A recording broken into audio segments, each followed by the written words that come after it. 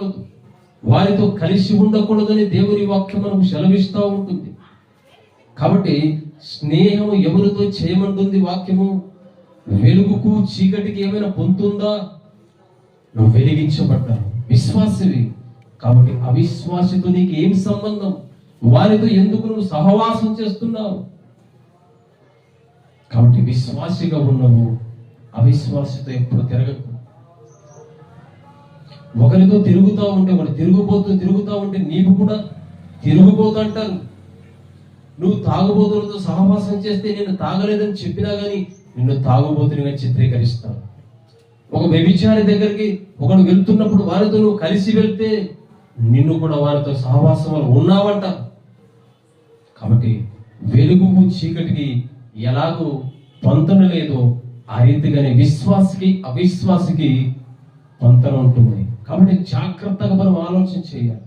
ఎవరితో స్నేహంగా ఉంటున్నాం, ఎవరితో మనము నడుస్తూ ఉంటున్నామో ఒకసారి జాగ్రత్త విడాని దేవుని వాక్యం సెలవిస్తూ ఉంటుంది. కాబట్టి యెహోషాపాతు దేవుని పట్ల భయం కలిగిన వాడే, కానీ ఆహాబు అనేవాడు చాలా దుర్మార్గుడు. అతని తెలియకుండానే, అతని చర్య లేకుండానే అతను తీసుకెళ్లి యుద్ధంలో మరి చంపించాలని చూసిన స్నేహితుడు. కాబట్టి యెహోషాపాతు ఆహాబుకు చేసిన స్నేహం బట్టి ఏమైపోయాడు? దేవునికి శత్రువైపోయాడు. ఈనాడు నీ పరిస్థితి ఒకసారి ఆలోచన చేసుకో. దేవునికి అయిష్టకరమైన ఏమైనా మరలా చేస్తా ఉన్నామా? విశ్వాసులైన మనము అవిశ్వాసులతో తిరిగి ఏమైనా చెడిపోతున్నామేమో ఒక్కసారి ఆలోచన చేయండి. కాబట్టి వెలుగుకు చీకటికి ఎంత మాత్రం పొందలేదు. కాబట్టి నీవు కూడా విశ్వాసివి అవిశ్వాసికి ఎంత మాత్రము పొంతన ఉండదు. మన దేవుని మాటలు మాట్లాడితే వాడు సినిమా మాటలు మాట్లాడతాడు, మన ఎవరో కూడా మాట్లాడితే వాడు లవ్ గురించి మాట్లాడతాడు. అంటే మనం ట్రాక్ చేస్తూ ఉంటాడు, మనము సరైన మార్గంలో వాడిని తీసుకురావాలని ఆలోచన ఉంటాం, కానీ వాడు మనల్ని వారి త్రోవలకి తీసుకెళ్తా ఉంటాడు.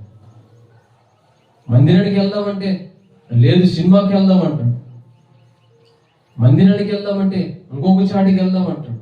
ఈ రీతిగా మనల్ని పాడు చేసేవాడే ఇలాంటి అవిశ్వాసైన స్నేహితుడు.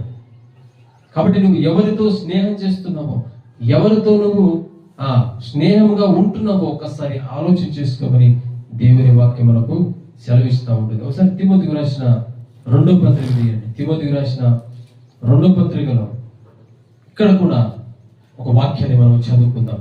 తిమోతికి రాసిన 2వ పత్రిక 3వ అధ్యాయం ఒకసారి 5 వచనాన్ని చదువుకుందాం.